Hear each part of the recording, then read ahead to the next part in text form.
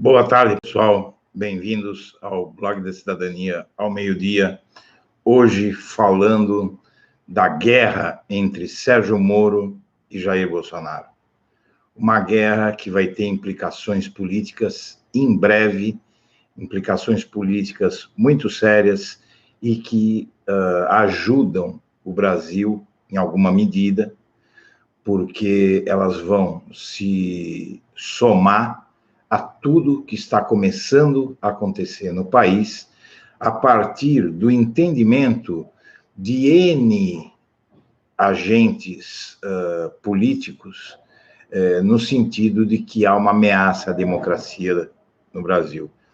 E antes de falar do Moro e do Bolsonaro, eu queria falar para todos vocês sobre esse despertar de esses N agentes políticos, de que, de repente, descobrem, eles acordam um belo dia e descobrem, nossa, mas eu estou na fascistolândia, nossa, mas eu estou vivendo num país que a democracia está indo para o buraco. E quem são esses agentes? Bom, vamos começar pela mídia, né? Vamos começar pela mídia e...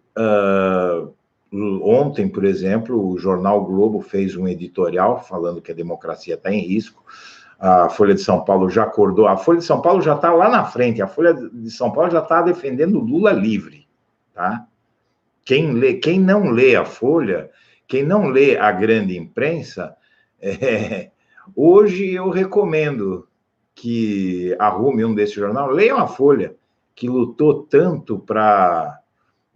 não precisa ler a Folha, leiam a Folha no Blog da Cidadania, a gente reproduz tudo que é interessante que eles publicam, até porque eles têm capacidade maior de apuração, e muita gente que não assina, porque é fechado, então, logo pela manhã cedinho, você encontra essas informações e você vê essa gente estrebuchando, inclusive, agora publicando mais um monte de matérias no sentido de que a prisão do Lula foi ilegal, que a prisão do Lula é incorreta, e já há um entendimento, eu não estou brincando com vocês, eu estou falando sério, em todos os agentes que lutaram para derrubar a Dilma, para prender o Lula, todos não, mas a grande maioria desses agentes, os que mais lutaram, já estão se dando conta, inclusive, do seguinte: não há retorno do Brasil à democracia enquanto o Lula estiver preso. Então, nesse momento que esses agentes políticos, como a mídia, estão acordando, surge uma guerra entre o Sérgio Moro e o Bolsonaro. Não é que surge, na verdade. O Bolsonaro, como a gente sempre previu aqui, ele está se desgastando rapidamente. Se você voltar ao canal do Blog da Cidadania, ou ao próprio Blog da Cidadania, para o início do ano, você vai ver que ali se dizia... na verdade, a gente dizia isso antes de terminar a eleição do ano passado. Se o Bolsonaro ganhar, em 6 meses... Eu lembro que uma vez eu fiz uma postagem no Twitter que eu disse assim, olha, daqui 6 meses depois que o Bolsonaro tiver assumido o cargo, você vai ter dificuldade de encontrar eleitor do Bolsonaro. Todo mundo vai dizer que votou no Amoedo, que votou em branco, né? O Amoedo, como a gente sempre brinca aqui, se ele tivesse tido todos os votos de todo mundo que diz que votou nele, hoje ele era o presidente da República, né?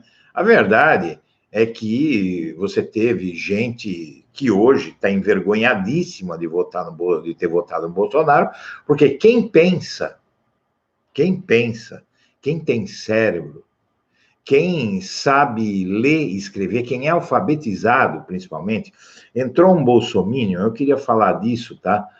porque enquanto a gente está esperando, desculpem a digressão, muita digressão, mas só falar disso, esses bolsominions que entram no chat para nos insultar, eles acabam provando o quanto eles são medíocres. O sujeito escreve assim: vocês não entendi nada de política, e é realmente isso, e querem ficar falando sobre política. Porque o sujeito é tão analfabético, tão analfabeto, que ele escreve que a gente não entende, em vez de falar que a gente não entende, em vez de escrever que a gente não entende. Então, quando a gente fala de bolsominions, mesmo aqueles que tenham uma classe social um pouco mais alta, é gente com uma capacidade de compreensão da realidade extremamente forte. Mas, na verdade, tudo isso que está acontecendo, esse movimento de desmonte da imagem do Bolsonaro, essa desilusão em massa que está havendo em relação ao Bolsonaro, ela só não é maior por uma razão, porque o Sérgio Moro ainda conserva porque esse público do Sérgio Moro é o público que as pessoas chamam de pessoal mais letrado, mais voltado para a língua culta. Eles dizem que são os basbaques. O basbaque, na verdade, ele não é um babaca, como pode parecer. O basbaque é um deslumbrado. Então, é um setor deslumbrado da sociedade que enxerga a vida como uma telenovela. O problema é isso, é que tem gente que enxerga a vida não como ela é, mas como um filme de Hollywood, como uma telenovela, como uma minissérie. E, na verdade, a vida é mais complexa que isso. Esses super-heróis, como está ficando claro para todos os que estão vendo o que está acontecendo no Brasil, esses super-heróis são de brinquedo. Agora, o Sérgio Moro, ele conserva essa popularidade oriunda de um grande incentivo publicitário, um enorme incentivo publicitário dado à Lava Jato, porque, na verdade, a mídia, inclusive essa mídia que hoje publica matérias dizendo... Por exemplo, saiu uma matéria ontem na Folha de São Paulo, que é a que foi mais para o Centro Democrático. A Folha de São Paulo publicou uma matéria sobre o Fernando Haddad, que ele foi condenado por um juiz desculpa, pessoal, eu esqueci aqui de desligar o meu celular, mas o Fernando Haddad, ele foi condenado por um juiz com base em uma análise absolutamente criminosa do fato, dizendo que o juiz, imaginem que ele pega uma conta de luz, muitos devem ter visto, de uma gráfica que prestou serviço para o Fernando Haddad, e diz que a conta de luz da gráfica não bate com a impressão de todo o material que o Haddad encomendou, essa gráfica, uma análise feita com base não em algum dado técnico, mas com base em chutômetro. Então, isso mostra no que se transformou o judiciário brasileiro e no que o Sérgio Moro transformou o judiciário brasileiro. Aos poucos, as coisas acontecem na sociedade de baixo para cima. No Brasil, pós-Lula, eu me lembro que no começo do governo Lula, os mais ricos eram contra o Lula e os mais pobres eram a favor, e ao fim do governo Lula, os ricos convergiram para a opinião dos pobres, e os mais escolarizados convergiram para a opinião dos menos escolarizados. Porque quem entende de política pública em um país como o Brasil é pobre. Rico não precisa de serviço público. Rico não precisa do Estado. Rico manda comprar, rico manda fazer, rico paga pela saúde pública, paga pela saúde privada, paga pela educação privada, mora em algum bairro, tem uma praça que não está legal, ele vai lá e manda fazer, manda arrumar a praça. Então, o rico, ele se mantém rico e ele enriquece às custas da opressão do povo trabalhador, porém, o rico não precisa do Estado. O dinheiro que deveria ir para o Estado para fazer realizações para todos de forma equânime. Vamos ver em uma cidade como São Paulo. Eu moro num bairro que pode ser comparável aos a bairros dos países mais ricos do mundo. Eu tenho uma filha que mora na Austrália, toda vez que ela vem para o Brasil, ela diz assim, papai, aqui o bairro onde você mora é igual ao bairro que a gente tem, aos bairros que a gente tem lá na Austrália, que é considerado o segundo melhor país do mundo, segundo o Índice de Desenvolvimento Humano.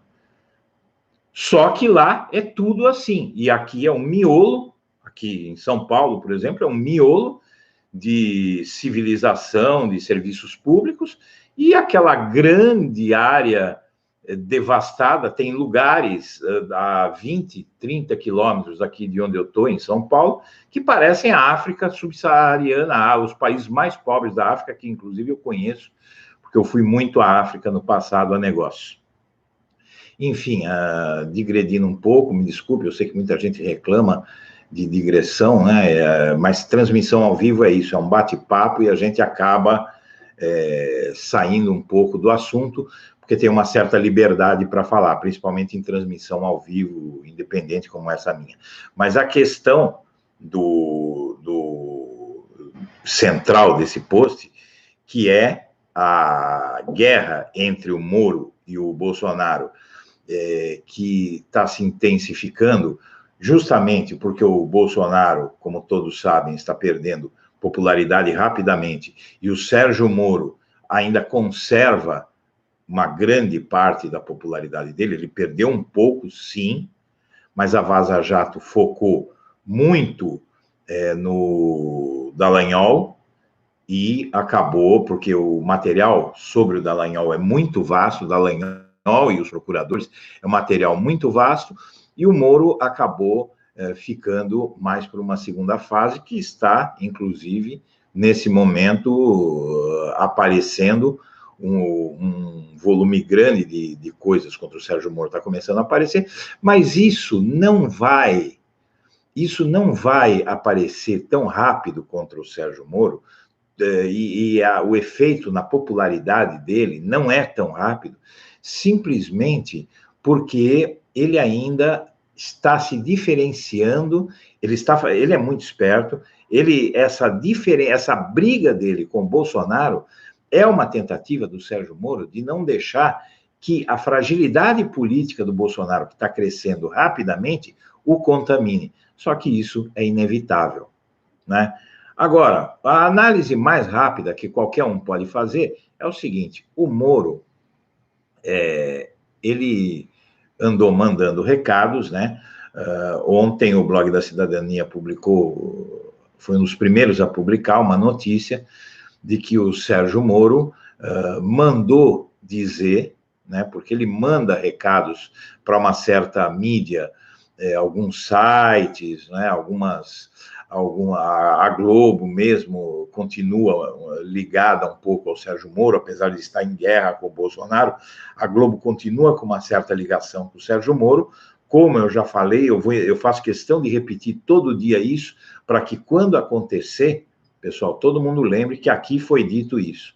A Globo e o Sérgio Moro, eles estão envolvidos em tudo aquilo que a Vaza Jato está denunciando, naquele conluio entre Judiciário e Ministério Público, que se tornaram, sob o Sérgio Moro, uma coisa só, para executar linchamentos judiciais, julgamentos judiciais contra os alvos deles, do qual o primeiro era o ex-presidente Lula.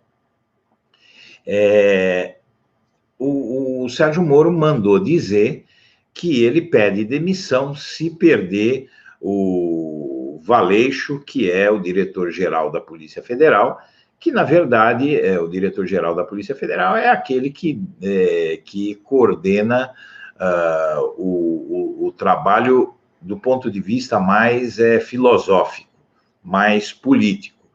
Então, a liberdade da Polícia Federal para atuar depende do diretor-geral, que ele pode mudar delegado, ele pode remanejar delegados, ainda que haja um escrutínio da imprensa sobre o comportamento da Polícia Federal. Então, se a Polícia Federal foi lá e remanejou um delegado que estava incomodando o Bolsonaro, e a gente sabe que tem coisas nesse sentido sendo ensaiadas. Há uma resistência desse Valeixo em fazer isso, em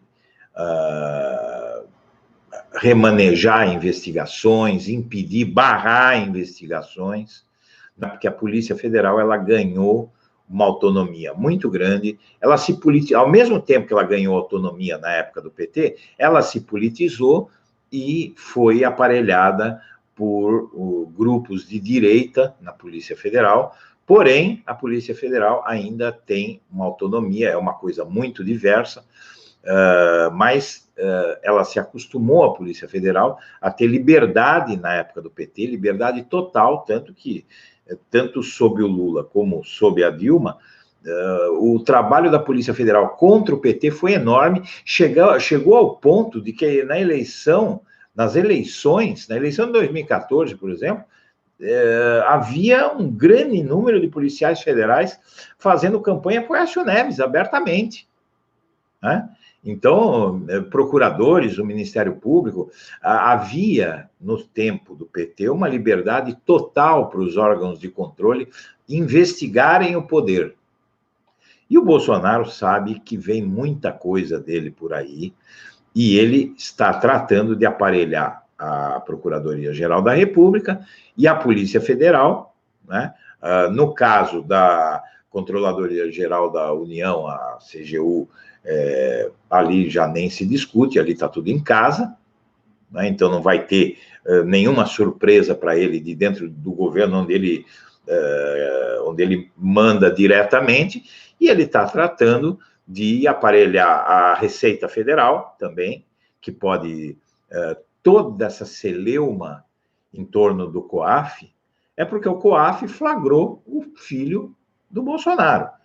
Então, eu sempre digo o seguinte, essa espécie que surgiu na face da Terra nos últimos 3, 4 anos, principalmente nos últimos 2 anos, aí, que são os bolsominions, que é essa extrema-direita incrustada, inclusive, em setores mais humildes da sociedade, e esses a gente entende, muitos continuam na ativa, como esse que veio nos insultar aí no chat, que mal sabe escrever, sujeito analfabeto funcional, vem aí, escreve que nós não entendemos nada de política, quem entende é ele, porque no WhatsApp da tia dele vem um monte de notícia para ele. Então, ele se acha entendido de política, e o sujeito é incapaz, gente como essa, é incapaz de entender o seguinte, que um presidente que começa a interferir na Receita Federal, no Ministério Público e na Polícia Federal para tirar quem está lá trabalhando com liberdade, para colocar um comparsa seu, um pau-mandado seu, é lógico que esse presidente, ele sabe que ele tem muita coisa a esconder, muita coisa que pode se voltar contra ele, e a gente sabe que o Bolsonaro, ele já mandou dizer, tem uma matéria, inclusive, do porta-voz do Moro, lá, o site antagonista, Bolsonaro está disposto a tudo. O general Santo Cruz tem dito que o presidente está disposto a tudo, inclusive entregar a cabeça de Sérgio Moro para salvar o filho mais velho, o senador Flávio Bolsonaro. esse site ele é ligado umbilicalmente ao Sérgio Moro.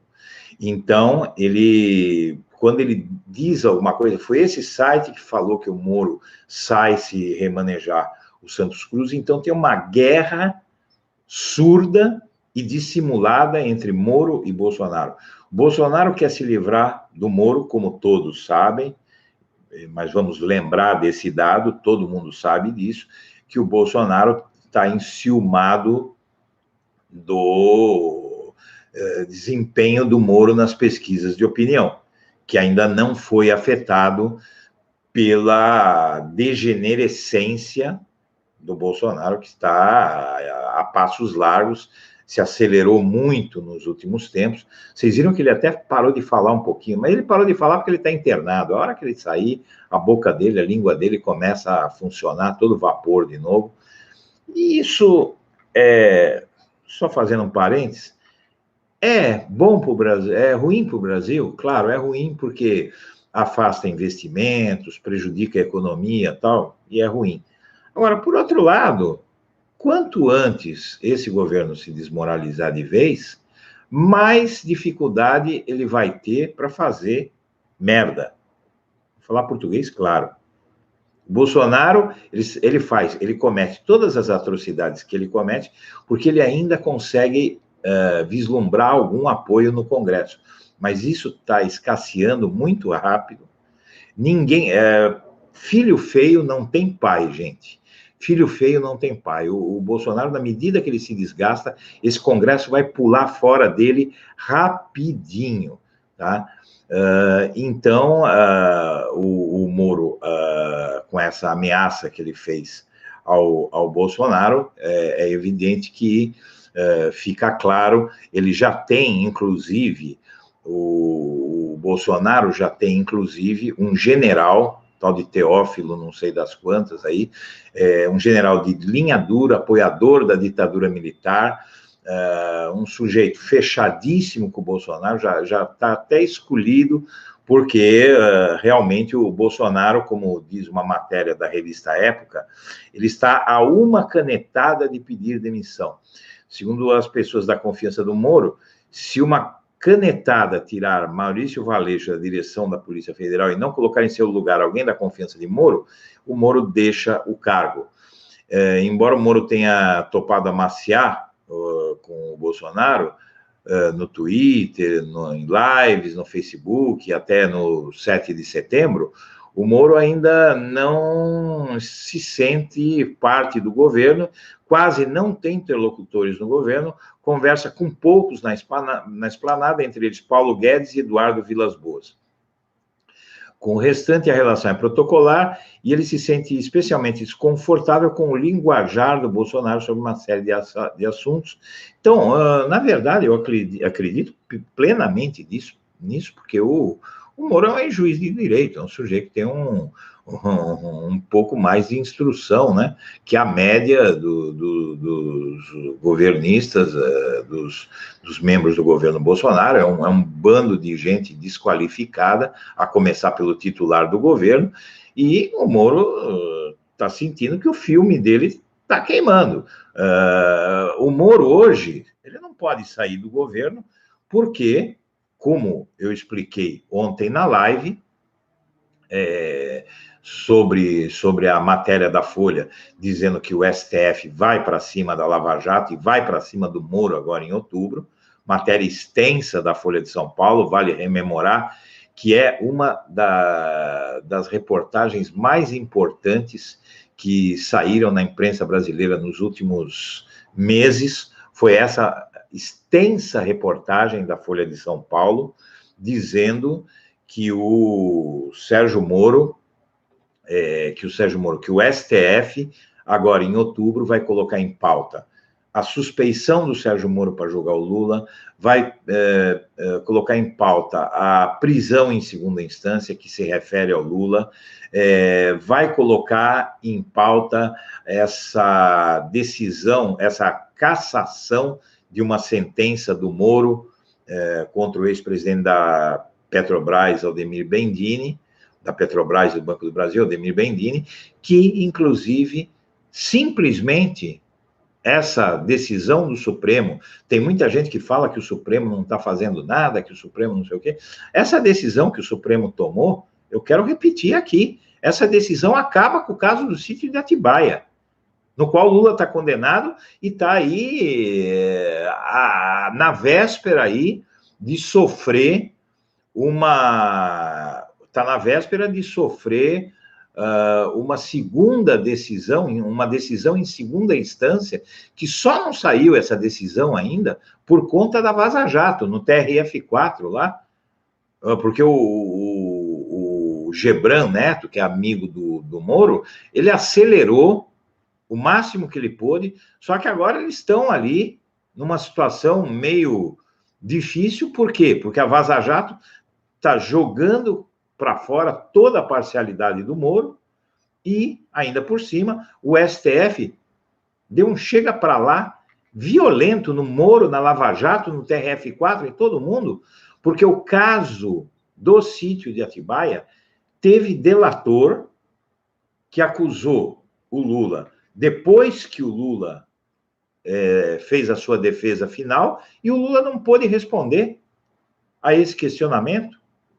Então, se enquadra perfeitamente essa matéria de ontem, da Folha de São Paulo, a qual eu me referi, quem assistiu a live ontem aqui sabe disso. Essa matéria, ela diz que há ampla maioria no Supremo, no plenário do Supremo. Quando eles falam de plenário, eles não estão falando de uma das duas turmas, que tem 5 membros cada. Quando se fala em plenário do Supremo, está falando dos 11 ministros, inclusive o presidente da Corte. Há uma ampla maioria a favor dessa cassação dessa sentença do Moro contra o ex-presidente da Petrobras, que, na prática, anula, por exemplo, o caso do sítio de Atibaia, e já fez voltar para a estaca zero o caso do Instituto Lula, de um terreno que teria sido dado, que ia ser dado ao Lula, porque o Lula, ele está preso por uma suposta propina que ele iria receber um dia, não se sabe quando. Isso é o mais louco, que tem e essa loucura aí da prisão ilegal, imoral do Lula, que está chocando o mundo, que está desmoralizando o Poder Judiciário brasileiro, como foi dito, inclusive pela Folha de São Paulo, na matéria de ontem. Folha de São Paulo, que lutou para condenar o Lula, ontem publica uma matéria, veja só, gente, como é a vida, publicou ontem uma matéria dizendo, basicamente, que a condenação do Lula está envergonhando o Brasil e o judiciário brasileiro no exterior. Como é a vida, né? Essa vida, ela é cheia de ironias poéticas como essa. Então, quando a gente diz que a prisão do Lula é um passivo para o judiciário brasileiro, a gente não fala à toa, porque tem uma notícia muito impressionante que eu quero dar para você aqui agora.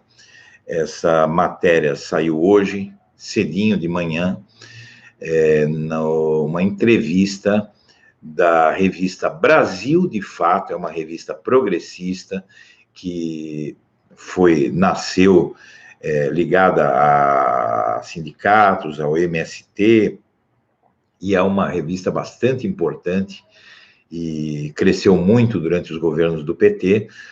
E em processo, a manchete, para quem não leu ainda, em processo de autocrítica, parte do MBL,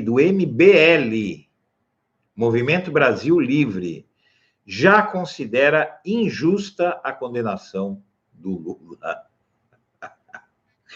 Ó, gente, é para rir, hein?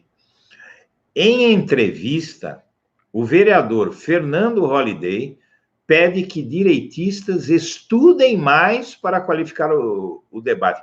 Vocês sabem quem é o Fernando Holliday? Fernando Holliday é um rapaz na casa dos seus 20 e tantos anos, muito inteligente, e que usou de toda sorte de estratagema sujo e imoral para se tornar vereador, para se projetar na política. É um jovem que é homossexual, é negro e de direita. Ele se elegeu fazendo barracos, entrando aos berros em comissões da Câmara de Vereadores, indo agredir pessoas aos berros, dizendo que o racismo, que não existia racismo no Brasil, tornando-se inimigo visceral das cotas para negros nas universidades.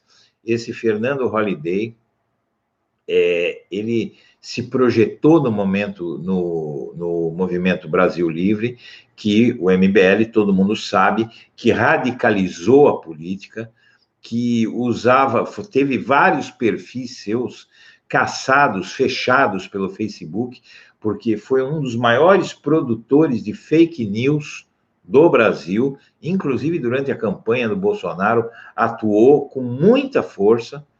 E o que acontece é que o MBL se institucionalizou. Com o advento do governo Bolsonaro, com todo o dinheiro que o Michel Temer injetou nesse Brasil de fato, nesse MBL, todo o dinheiro que o Temer injetou no MBL, que o Bolsonaro começou a injetar e hoje está parando, porque em algum momento o MBL se integrou muito ao DEM, ao DEM, que na verdade é o PFL, é uma reedição do PFL, que é uma defecção do PDS, que era a Arena, o partido da ditadura militar. Então, o DEM, ele ficou no campo oposto, ele é o partido do Rodrigo Maia. Então, para permanecer no DEM, o MBL e principalmente esse Fernando Holliday, eles estão tendo que se civilizar. E aí eles já começam a dizer, a condescender, olha, para quem não acredita que a situação do Lula está mudando muito rapidamente, nós temos essa entrevista, vale a pena ler, uma entrevista extensa, já está no blog da Cidadania, do Movimento Brasil Livre, de se distanciar da direita raivosa e adotar posições mais moderadas no debate político, e o MBL iniciou um processo interno de autocrítica. Recentemente, esse mesmo Fernando Holliday falou que o MBL contribuiu para criar esse cenário raivoso na política no Brasil, e agora o MBL se une a quase todo mundo que tem cérebro no Brasil e no mundo e começa a questionar se o ex-presidente Luiz Inácio Lula da Silva teve direito a um julgamento justo. Qualquer pessoa decente, primeiramente, para reconhecer que o Lula foi alvo de uma farsa ignominiosa, a pessoa precisa ser decente. Primeiro precisa ter cérebro, evidentemente, porque quem pensa com o cérebro dos outros, como esses bolsominions que vêm aí nos insultar no chat das lives e tal, a pessoa precisa, no mínimo, ser alfabetizada e ter mais do que 2 neurônios. Depois precisa ser decente. Então, o Ciro Gomes, ele é um sujeito meio raivoso, ele tem um pouco de rancor do Lula por não ter indicado a ele como candidato à sua sucessão, indicou o Haddad, mas o Ciro Gomes, com toda a raiva que ele tem do Lula e do PT, ele disse o seguinte: olha, se o Lula é inocente ou culpado, eu não sei, mas eu tenho que reconhecer que não tem prova contra ele. Isso realmente não tem. Você pode odiar o Lula, tá? Você pode não gostar do Lula, pode ter ódio, pode ter o maior ódio do mundo contra o Lula, mas se você for uma pessoa decente, você vai falar: olha, Eu odeio o Lula, eu acho que ele é uma droga de político, eu acho que ele foi ruim para o Brasil, que aí precisa também ser muito idiota para falar isso, porque a obra do Lula está aí, mas tudo bem, tem gente que fala, pode falar, na visão dele, de algumas pessoas, o Lula ter distribuído renda, ter melhorado a vida do povo, foi populismo, né? Dar comida para quem tem fome é populismo para algumas pessoas. Mas, se a pessoa for decente, ela vai falar: olha, Lula, eu acho até que o Lula roubou. A pessoa pode falar: eu acho que o Lula roubou, mas que não tem prova, não tem prova. E sem prova você não pode prender ninguém. Para você, a civilização, ela diz que para uma pessoa ser presa, precisa haver prova de que essa pessoa cometeu algum crime. Bom, pessoal, então MBL está aderindo aos poucos, que é uma parte do MBL, está aderindo ao Lula livre. A Folha de São Paulo está aderindo ao Lula livre. O antagonista diz que quando o Lula, ele não diz se, ele diz que quando o Lula for libertado, ou isso vai ser bom para o Bolsonaro. Sabe por quê? Porque não tem mais como sustentar a prisão do Lula. A prisão do Lula cada dia que o Lula permanece naquela prisão, ele está crescendo, a popularidade dele está aumentando, o mundo inteiro está questionando o Brasil. Essa matéria da Folha de São Paulo de ontem diz que o Supremo Tribunal Federal está preocupadíssimo com o desgaste da imagem do judiciário brasileiro causado pela prisão ilegal do Lula. Então, nesse processo todo, o Sérgio Moro, ele não está desgastado muito perante a opinião pública, mas junto às instituições, essa mesma matéria de ontem, ela diz que o STF vai para cima do Moro. Ele tem muito jurista avalizado, aí, muito jurista bom, que diz que o Sérgio Moro cometeu crimes. E eu estou entre os que acham que ele cometeu crime. Se você, primeiro que você ter uma missão de julgar as pessoas e você não ser um julgador, se mancomunar com os acusadores para condenar aquela pessoa, tirar de pessoas o direito a um julgamento justo, isso para mim é crime. Tem que ser crime em qualquer lugar do mundo. Então, o Sérgio Moro, ele sabe muito bem que as coisas estão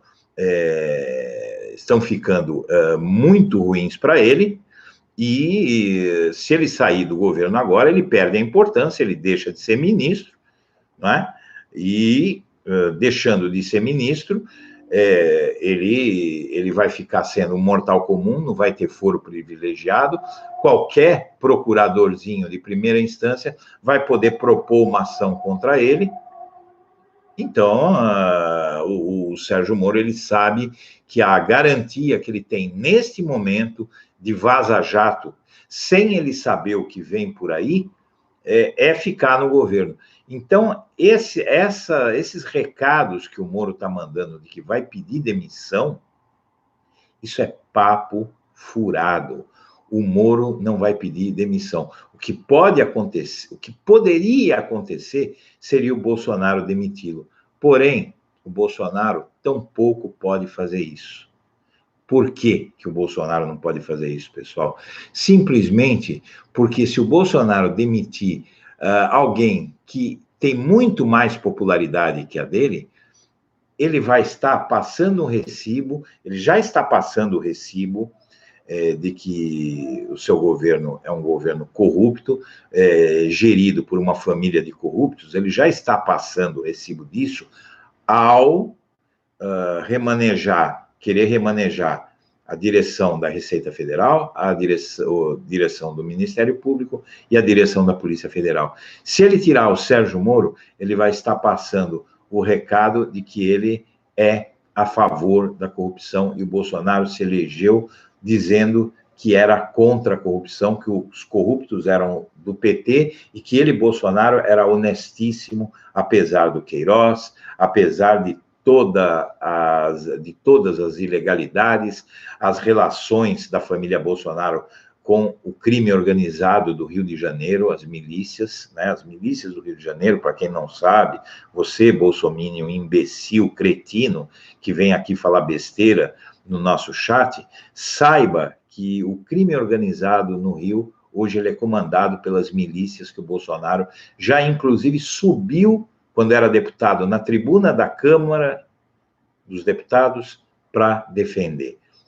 Vizinho de miliciano, contratou milicianos para o seu gabinete, os filhos contrataram miliciano para o gabinete deles. Então, o Bolsonaro, como disse a nota do antagonista aí, ele está disposto a tudo para proteger o filho dele, contra o qual existe uma grande quantidade de indícios de corrupção. E não é à toa que o Bolsonaro está saindo a demitir todos os chefes dos órgãos de controle aí, da Polícia Federal, da Receita, do Ministério Público, para impedir a investigação contra o filho, até porque a investigação contra o filho chega nele. Então, o Bolsonaro, sabem quando ele vai demitir o Moro? Nunca. Ele não vai demitir o Moro nunca, e o Moro não vai pedir demissão nunca. Agora, como é que o Moro pode sair desse governo? Quando esse governo começar a afundar mais rapidamente. Se o Moro sair, esse governo afunda. Mas aí o Moro fica exposto. Porém, mesmo com o Moro continuando no governo, o governo está perdendo cada vez mais aprovação. E vai chegar um momento que as pessoas vão falar, peraí, mas esse Sérgio Moro vai ficar nesse governo? O Bolsonaro ainda tem, segundo as pesquisas, 28% de aprovação. Parte desses 28% concorda que ele é bom e ótimo, mas já não concorda com tudo que ele fala e com tudo que ele faz.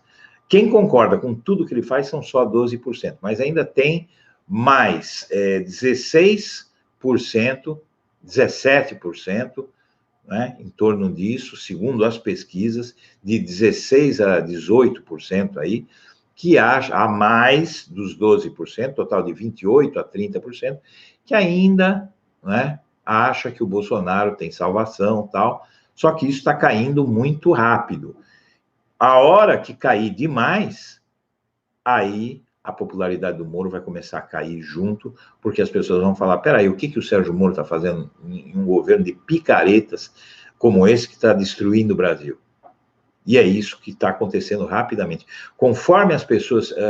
hoje eu tive uma notícia de uma pessoa bolsonarista que acaba de perder o emprego, está desesperado, está procurando emprego, está descobrindo que hoje emprego como ele tinha não tem mais, porque as políticas do Bolsonaro estão acabando com a empregabilidade e com direitos trabalhistas e estão reduzindo o salário. Essa pessoa está desesperada e já está confidenciando a amigos que se enganou profundamente ao votar Bolsonaro. Então, na medida que as pessoas forem pagando os preços que a eleição de Bolsonaro vai cobrar de todos os brasileiros, elas vão acordar e vão passar a ficar contra ele. Isso é uma questão de tempo. Veja, note que tudo isso já aconteceu com a popularidade do Bolsonaro e não faz nem um ano que ele está no poder. Vão se completar 9 meses. Vão se completar, ainda tem 8 meses completos apenas de governo. Bolsonaro já está num grau de desmoralização acelerado, e aí o Sérgio Moro, ele vai ficar e até sustentar com a popularidade dele. Por que o Bolsonaro sai no desfile de 7 de setembro, dando tapinha nas costas do Bolsonaro? Por quê? Porque ele precisa da popularidade do Bolsonaro, não é verdade? Agora, essa popularidade, a popularidade do Moro, Bolsonaro dá tapinha nas costas do Moro, porque ele precisa da popularidade que o Moro ainda conserva. Vai chegar um momento que o Moro, se ficar nesse governo, ele vai perder aprovação rapidamente. E aí ele vai preferir sair por cima. Não é agora. Quem acha que o Moro vai sair desse governo agora está muito enganado, e quem acha que o Bolsonaro vai demitir o Moro agora está muito enganado. O Bolsonaro vai fazer tudo mas eles vão querer salvar um ao outro nesse momento, porque, apesar de o Bolsonaro achar que o Moro pode fazer sombra para ele em 2022, nesse momento de queda acelerada da imagem do Bolsonaro, ele não tem como demitir o Moro, e o Moro, mais uma vez, vamos repetir, o Moro não tem essa condição de sair do governo. Muito interessante em tudo isso aí, pessoal, é a questão da Procuradora-Geral da República, que ela mostra, e essa Procuradora-Geral da República, de repente, ela acordou para a vida. Enquanto ela estava querendo, para se tornar Procuradora-Geral da República, contra a vontade do Ministério Público, 2 anos atrás, quando o presidente era Michel Temer, a Raquel Dodge, ela concordou com tudo que o Michel Temer queria, cedia tudo, fazia de conta que não via nada, fez um mandato inócuo e um mandato cheio de contradições, ajudou a perseguir o Lula, tomou inúmeras decisões contra o Lula, e no fim, quando ela viu que ela não ia ser reconduzida para o cargo, ela começou a agir como Procuradora-Geral da República. Tem um texto do ótimo Bernardo de Melo Franco, no Globo, que ele compara a Raquel Dodge ao Rubinho Barrichello, maldade com o Rubinho, né? Eu não gosto de espezinhar ninguém, mas aquela versão que existe de que o Barrichello sempre chegava atrasado, era lento, né? Raquel Dodge não conquistou a sonhada recondução, mas merece o troféu Rubinho Barrichello. Há 5 dias de deixar o cargo, a Procuradora-Geral da República descobriu que a democracia brasileira corre riscos. Ela e a torcida do Corinthians, do Palmeiras, do Flamengo, né? Chegou atrasada, como costumava acontecer com o antigo piloto de Fórmula 1. Em sua última sessão no Supremo, Dodge anunciou o avanço do autoritarismo no país. Só não vê quem é idiota. Ela pediu que os ministros permaneçam atentos a todos os sinais de pressão sobre a democracia liberal. Ela pediu aos ministros do Supremo, os ministros do Supremo que deviam pedir a ela, né? A procuradora traçou um cenário sombrio para o futuro das liberdades civis. Veja, não é uma petista, ela foi escolhida pelo Michel Temer, ligada a todos os partidos, ligada aos grupos de direita, por isso ela foi escolhida pelo Michel Temer, e manteve excelente relação com o Jair Bolsonaro, com o Sérgio Moro, com toda essa escória aí. Se o esforço do século XX foi o de erguer a democracia liberal brasileira, o esforço do século XXI é o de impedir que ela morra. Isso, e ela queria continuar no cargo por decisão do homem que diz que que não foi necessário erguer a democracia no século XX, né? Porque o Bolsonaro disse que não houve ditadura, então não tinha democracia para erguer. Ela também alertou contra o surgimento de vozes contrárias ao cumprimento das leis. Em outra passagem, disse ter mandado plantar um jardim de camélias como símbolo contra a opressão. Quero lhe fazer um pedido muito especial. Protejam ela falou para o Supremo, protejam a democracia brasileira tão arduamente erguida, encerrou depois de um punhado de autoelogios, né? Elogiou a si mesma. A procuradora tem razão ao apontar os riscos à Constituição e à independência do Ministério Público. A questão é saber por que ela demorou tanto a notá-los. Enquanto acreditou que poderia ser reconduzida, Dodge flertou abertamente com o grupo que está no poder. Quando Bolsonaro ameaçou fuzilar a petralhada, ainda na campanha eleitoral, ela se recusou a denunciá-lo por injúria.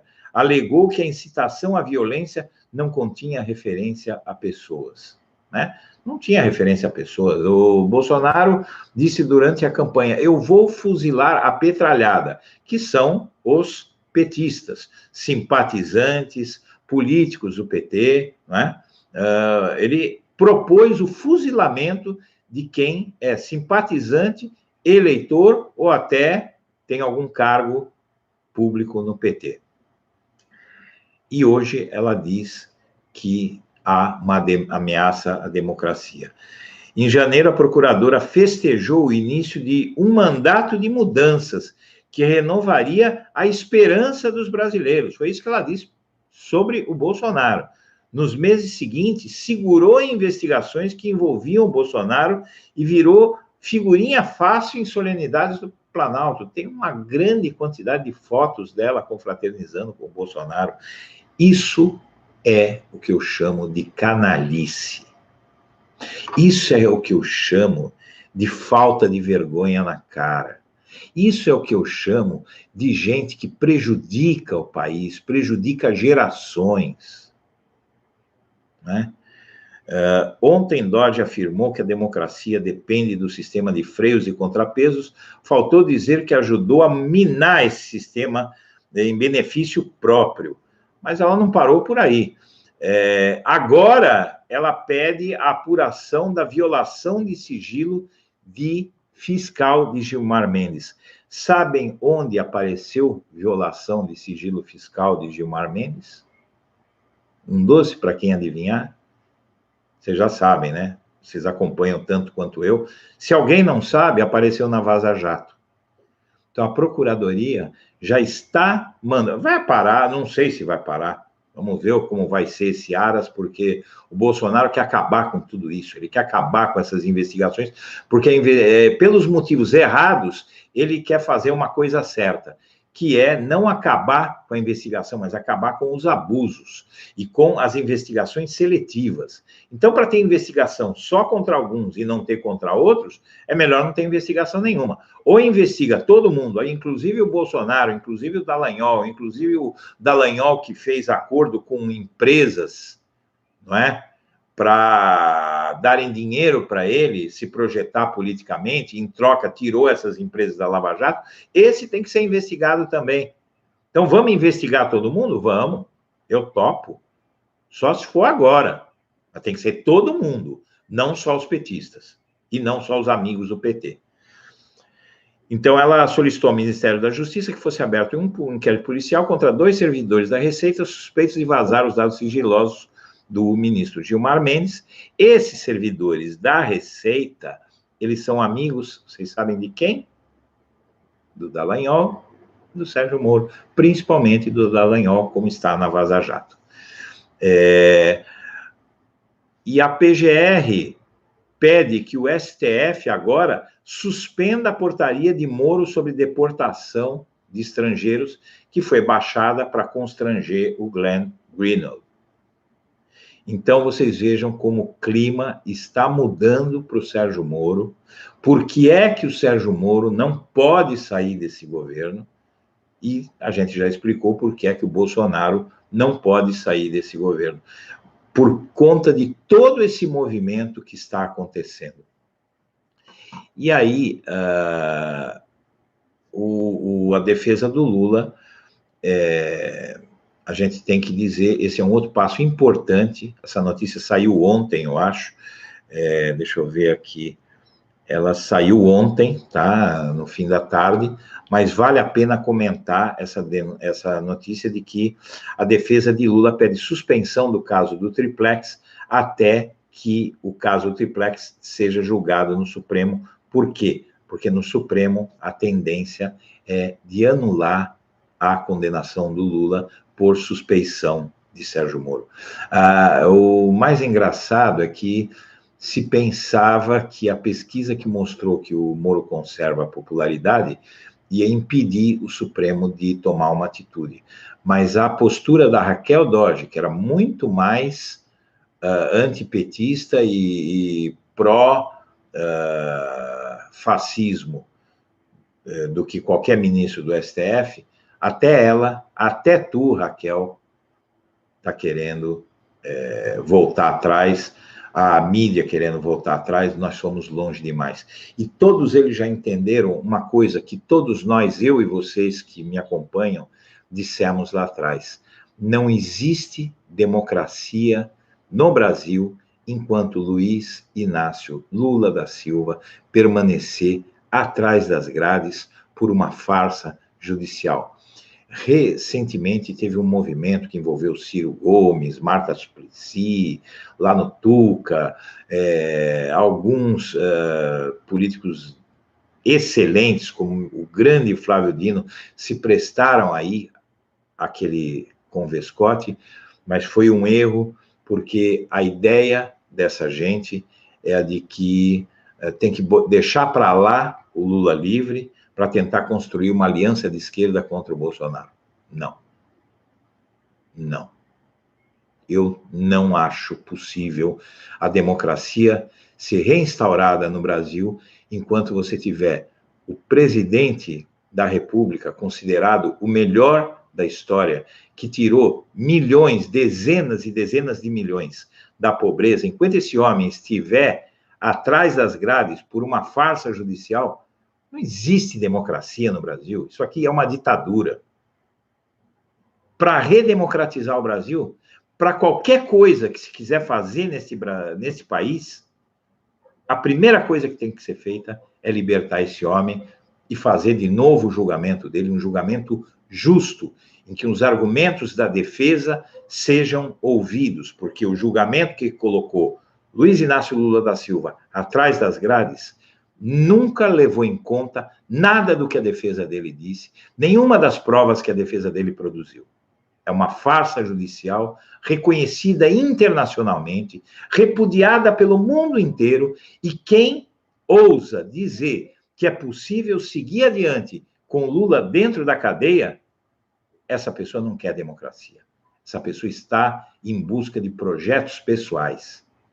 Como, me desculpe, mas parece ser o caso de todas essas pessoas que estiveram no Tuca, nesse movimento aí, e que eu acabo de nomear. Então, minha amiga, meu amigo, eu quero agradecer a atenção de todo mundo e desejar um bom fim de semana. A gente continua aqui, no fim de semana, como sempre, e hoje à tarde tem um vídeo gravado com assuntos de interesse para quem gosta de vídeos mais curtos, são vídeos sempre de 5, 6 minutos, e eu agradeço muito a atenção de todos e quero deixar meu melhor abraço para todo mundo.